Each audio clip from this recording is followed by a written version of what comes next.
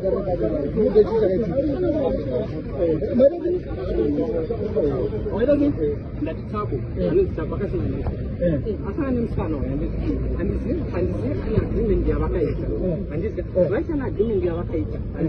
were supposed to pay this girl. And this is what agreement they are getting. Maria is married. And this agreement they are getting. Look at my husband for 6 every day. I just said to Muri2 Moon. Are you? In the case of where and this look at the place. You know, buy some where Vaka we run.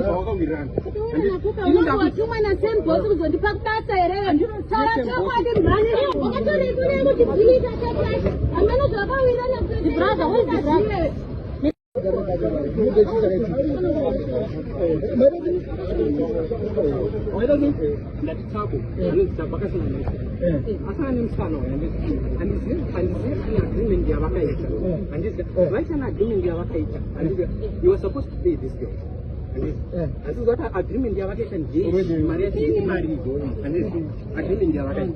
Look at my husband for 6 every day. I just said to Muri2 Moon. Are you? In the case of where and this look at the place. You know, buy some where Vaka we run. And